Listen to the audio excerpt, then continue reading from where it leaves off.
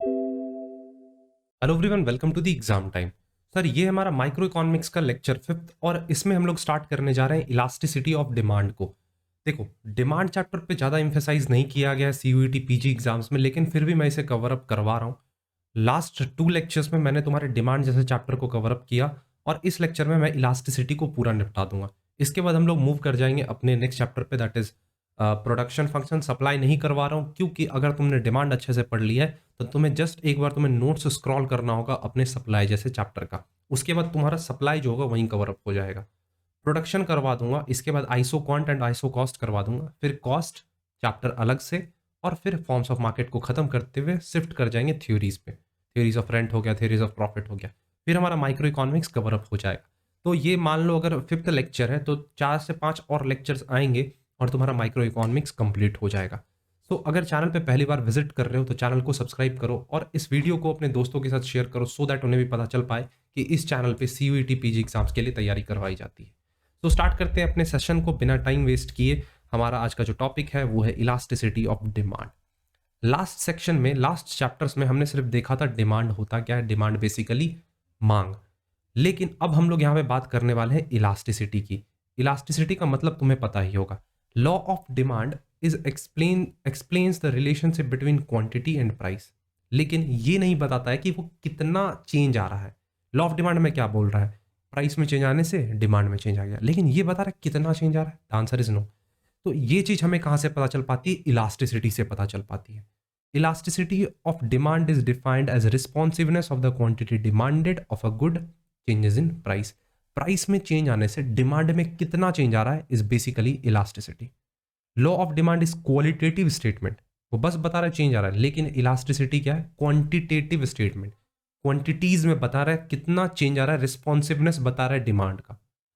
JS मिल और Cornet early economist who refers the concept of elasticity of demand. Later, Marshall actually developed the concept in his famous book Principle of Economics. तो martial भाई साहब ने अपने book में, जो कि उनका नाम था प्रिंसिपल ऑफ इकोनॉमिक्स, उसमें उन्होंने इलास्टिसिटी के बारे में जिक्र करा था। इलास्टिसिटी ऑफ डिमांड 3 प्रकार के होते हैं, price elasticity, income elasticity and the third one is cross elasticity of demand. तो ये 3 प्रकार हमें यहाँ पर स्टडी करना है। सबसे पहले अगर मैं बात करूं प्राइस इलास्टिसिटी ऑफ डिमांड की, तो ये हमें क्या बताता है, प्राइस में चेंज आने से, प्राइस पे बात कर रहे हैं तो सबसे पहले प्राइस की बात होगी। प्राइस में चेंज आने से तुम्हारे क्वांटिटी में कितना चेंज आ रहा है, क्वांटिटी डिमांडेड में कितना चेंज आ रहा है, कौन बताएगा, प्राइस इलास्टिसिटी ऑफ डिमांड। तो इलास्टिसिटी को ई से डिनोट करेंगे, प्राइस को पी से डिनोट करेंगे, ठीक है। तो इसका फॉर्मूला क्या बन जाता है, percentage change in QD, percentage change in QD. I hope चीजें विजिबल होगी, मैं जस्ट एक बार चेक कर लेता हूँ। हाँ, परसेंटेज चेंज इन क्यूडी और percentage change in price. Price में चेंज आने से क्वांटिटी में कितना चेंज आया is basically price elasticity of demand, ये तुम जो देख पा रहे हो ऊपर, ठीक है। चलो अब यहाँ पे समझना जरा, अब इसको थोड़ा सा और इलेबोरेट किया गया है, मैं यहाँ पे क्लियर कर रहा हूँ, थोड़ा सा इसको और इलेबोरेट किया गया है। एक मिनट देखना जरा, elasticity of price is equals to change in quantity, quantity में चेंज कितना आया, change in quantity, change in quantity upon में change in price, change in price into original price कितना था प्रोडक्ट का, ओरिजिनल प्राइस कितना था, और ओरिजिनल क्वांटिटी कितनी है, ओरिजिनल क्वांटिटी कितनी है प्रोडक्ट की। तो इसको इलेबोरेट किया गया। अगर मैं सिंबॉलिकली इसे तुम्हें समझाऊं तो इसको बोलते हैं चेंज, ये जो देख रहे हैं सिंबल, इसको डेल्टा भी बोला जाता है। चेंज इन क्वांटिटी अपॉन में change in price, delta P into P upon में क्यू, ऐसे भी बोल सकते हो। या फिर अगर मैं तुम्हें और थोड़ा सा समझाऊं तो तुम इसे ये भी बोल सकते हो रिप्रेजेंट करके चेंज इन क्वांटिटी, क्वांटिटी में कितना चेंज आया। मान लो और क्वांटिटी में पहले क्वांटिटी डिमांड कर रहे थे 5, अब डिमांड कर रहे हो 10, तो 5 चेंज आया ना। प्राइस में कितना चेंज, पहले प्राइस था 2 रुपये, अब हो गया 4 रुपये, प्राइस में कितना चेंज आया, 2 रुपये का चेंज आया, यहाँ पे 5 रुपये का चेंज आया। तो क्वांटिटी में चेंज 5 अपॉन में प्राइस में चेंज 5। ओरिजिनल प्राइस क्या था, ओरिजिनल प्राइस 2 रुपये था। ओरिजिनल क्वांटिटी क्या था, पहले तुम 5 डिमांड किए थे। आप कहोगे भैया यहाँ पे तो आपने अपोजिट सिचुएशन बना दिया, प्राइसेस बढ़ रहे हैं, डिमांड बढ़ रहा है, ऐसा होता है क्या? The answer is no. Just मैंने यहाँ पे हाइपोथेटिकल सिचुएशन लिया तुम्हें समझाने के लिए, वो तो मुझे मालूम है। चलो तुम अपोजिट कर लो, अपोजिट कर लो इसे, नहीं तो कुछ बच्चे गुस्सा कर देंगे मेरे पे। पहले प्राइस था 4, अब हो गया प्राइस 2, यहाँ पे कर दो 4, अब सॉल्व कर लो। तो ये सिचुएशंस, इसको क्या नाम दिया जाता है? Price elasticity. प्राइस में चेंज आने से डिमांड में कितना चेंज आया, ये हमें कौन बताता है? Price elasticity of demand. तो यहाँ पे अलग अलग सिचुएशंस होते हैं जहां से क्वेश्चंस बनने के चांसेस रहेंगे। सबसे फर्स्ट है परफेक्टली इलास्टिक। परफेक्टली इलास्टिक देखना, मैं थोड़ा सा जूम करता हूं जब चीजें तुम्हें और थोड़ी क्लियर होती जाएंगी।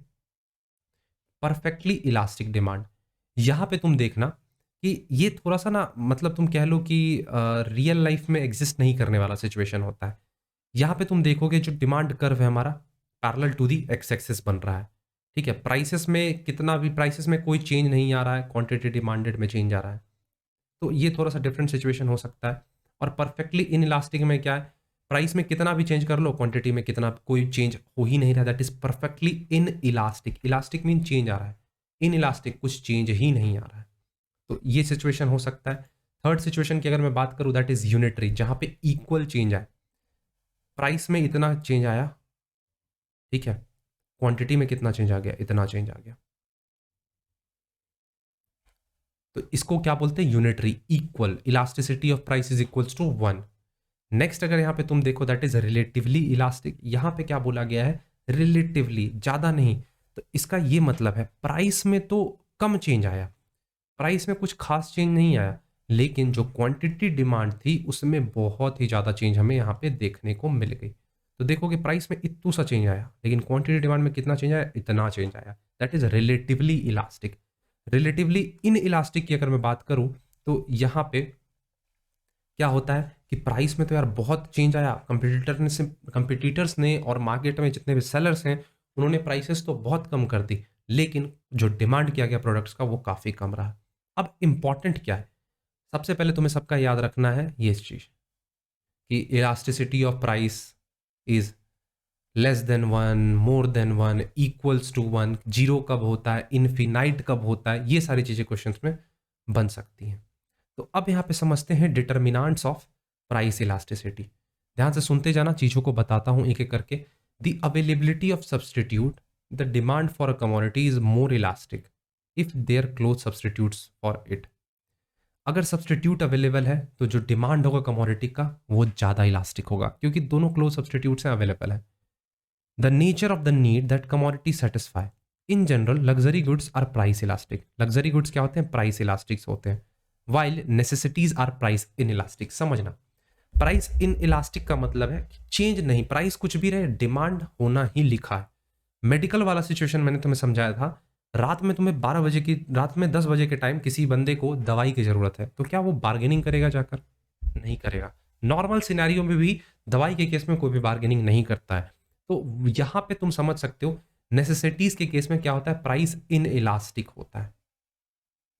मतलब हमारा जो कर्व होगा कुछ इस प्रकार से होगा। किधर गया ये वाला, देख पा रहे हो? चलो अब यहां पे तुम देखना the time period the demand is more elastic in long run. Long run में डिमांड ज्यादा इलास्टिक होगा। The number of uses to which an commodity can be put, उस पर भी डिपेंड करता है कि आपका डिमांड इलास्टिक है या फिर इन इलास्टिक है। मोर possible use of a commodity the greater it's price elasticity. The proportion of income spent on the particular commodity, कितना प्रोपोर्शन आप किसी पर्टिकुलर कमोडिटी पे स्पेंड कर रहे हो, इससे भी इलास्टिसिटी पता चलती है। अब देखो यहां से क्वेश्चन निकलने के चांसेस होते हैं। रिलेशनशिप बिटवीन प्राइस इलास्टिसिटी और रेवेन्यू, रेवेन्यू और प्राइस इलास्टिसिटी के बीच कैसा रिश्ता है? तो ये इक्वेशन तुम याद रख सकते हो, प्राइस इलास्टिसिटी और मार्जिनल रेवेन्यू का। तो M R is equals to 1 minus 1 upon में ई, या फिर 1 माइनस 1 अपॉन में ई। ये इक्वेशन याद रख सकते हो। उसी को यहाँ पे थोड़ा सा और समझाते हुए लिखा गया है, when elasticity is greater than 1, उस सिचुएशन में मार्जिनल रेवेन्यू जो होगा हमारा वो कैसा होगा? ग्रेटर होगा 0 से। तो ये चाहो तो एक बार पढ़ लेना, ज़्यादा कोई खास है नहीं, खुद से भी पढ़ सकते हो। मैं मेन टॉपिक की तरफ मूव करता हूँ, मेजरिंग इलास्टिसिटी ऑफ डिमांड। एक मिनट जस्ट वेट करना।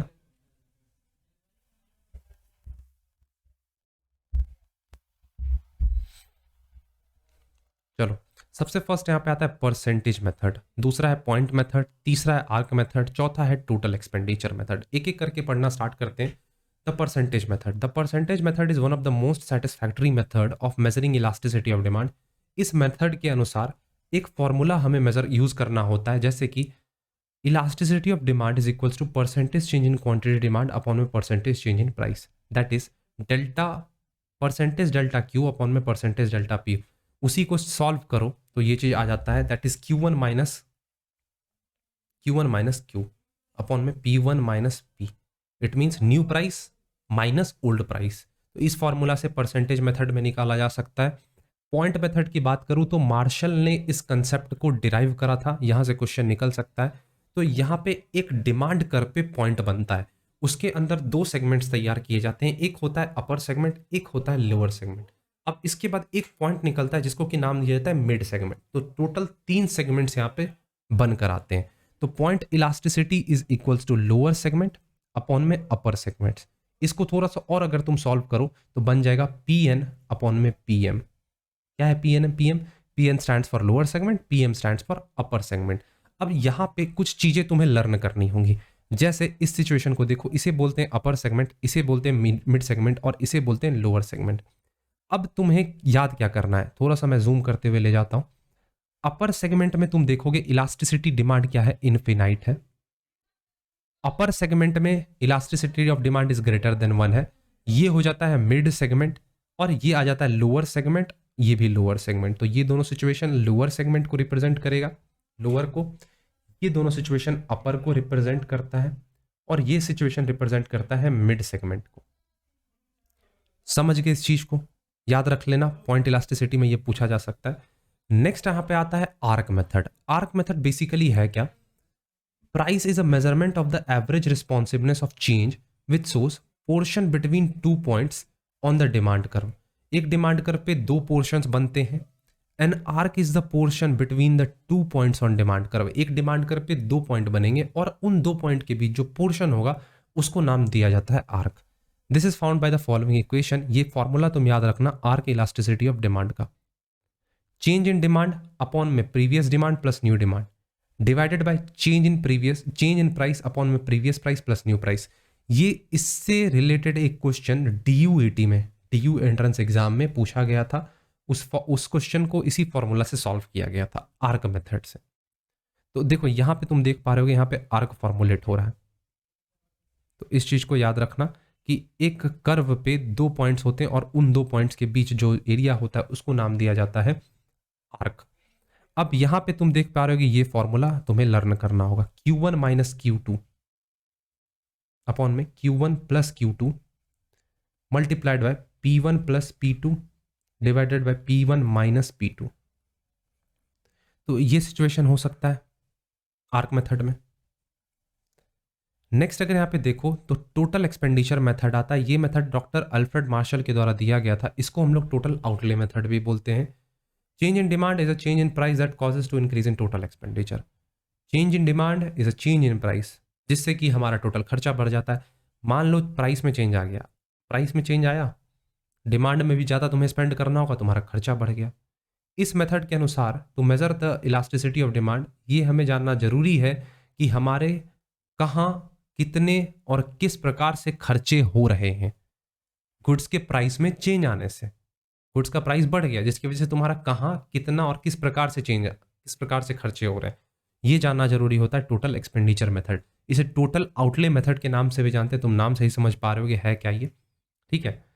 नेक्स्ट आ जाता है हमारा यहाँ पे इनकम इलास्टिसिटी ऑफ डिमांड। नाम से समझ पा रहे होगे कि इनकम में चेंज आने से तुम्हारे डिमांड में कितना चेंज आ रहा है, is income elasticity of demand. Formula बनता है proportionate change in the demand for commodity due to proportionate change in the income of consumer. Consumer के इनकम में चेंज आने से कमोडिटी के डिमांड में कितना चेंज आया। इसी में और अगर तुम देखो तो चेंज इन डिमांड अपॉन में previous demand, change in income upon में प्रीवियस इनकम। एक क्वेश्चन दे रखा है, जब तुम्हारा मंथली इनकम 3000 था तो तुम 10 यूनिट आइसक्रीम के डिमांड कर रहे थे, तुम्हारा इनकम बढ़ गया 6000 हो गया, अब तुम 30 यूनिट डिमांड कर रहे हो, तो क्या कैसे सॉल्व कैसे होगा ये बताओ जरा। सबसे पहले फॉर्मूला क्या होता है? Percentage change in income, sorry, change in quantity, change in quantity upon में change in income, change in quantity upon में चेंज इन इनकम। तो क्वांटिटी में कितना चेंज आया सर? 3,000 का चेंज आया। 30,000 लिखोगे? नहीं यार। प्राइस में कितना चेंज आया? प्राइस में 20 का चेंज आया। तो अब उससे पहले हमें यहां पे समझना होगा, एक मिनट देखना जरा, क्वांटिटी मैंने यहां पे लिख दिया, इनकम होगा ना। देखो इस चीज को देखो, यहां पे Y1 it means old income, ठीक है। Y2 means new income, Q1 means old quantity, Q2 means new quantity. तो इनकम में कितने का चेंज आया? 3,000 का चेंज आया, 3,000 का चेंज आया। अब क्वेश्चन आता है, ये तो इनकम सॉलिड दे रखा है, परसेंटेज में बताओ कितना आया। तो परसेंटेज में तो तुम इसे सॉल्व करोगे तो 1 आएगा। क्वांटिटी में कितना चेंज आया? 20 का चेंज आया। परसेंटेज में कितना आया? 2 का। तो इलास्टिसिटी, इनकम इलास्टिसिटी कैसे निकल जाएगा? Change percentage change in quantity upon में चेंज इन इनकम। तो तुम्हारा जो इलास्टिसिटी, इनकम इलास्टिसिटी होगा वो 2 हो जाएगा। 2% से चेंज आ रहा है।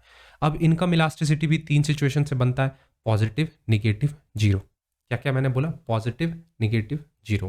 तो पॉजिटिव अगर तुम देखो तो income elasticity positive when with an increase in the income of consumer, demand भी तुम बढ़ा दो।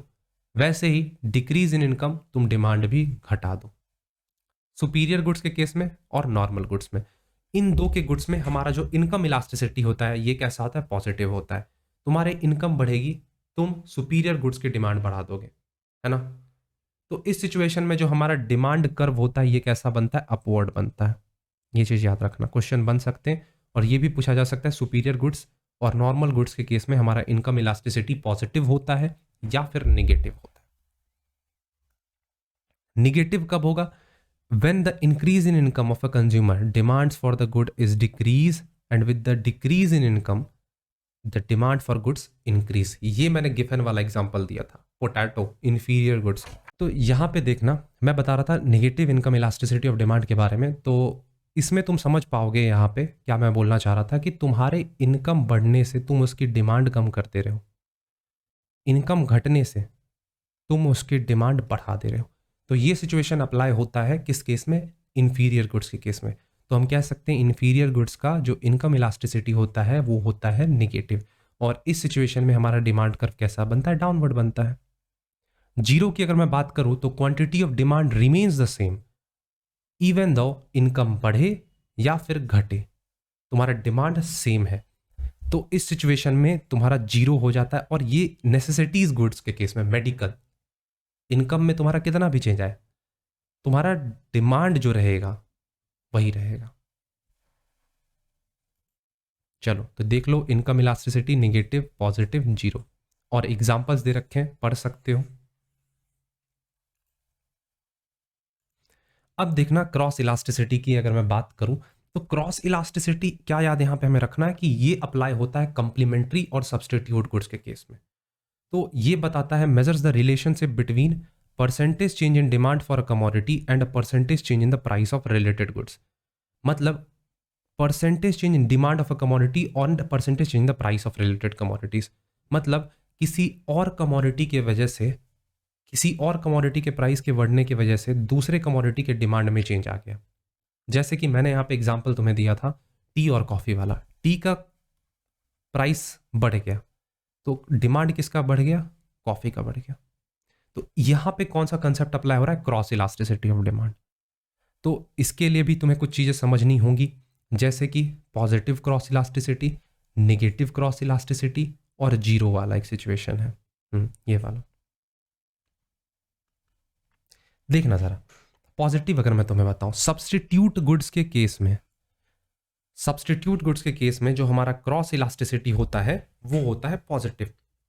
और उस सिचुएशन में हमारा डिमांड कर्व अपवर्ड बनता है। जैसे कि अगर मैं तुम्हें बताऊं, टी और कॉफी वाला मैंने एग्जांपल लिया, टी का प्राइस बढ़ा, कॉफी का डिमांड बढ़ गया, तो पॉजिटिव हो गया ना ये।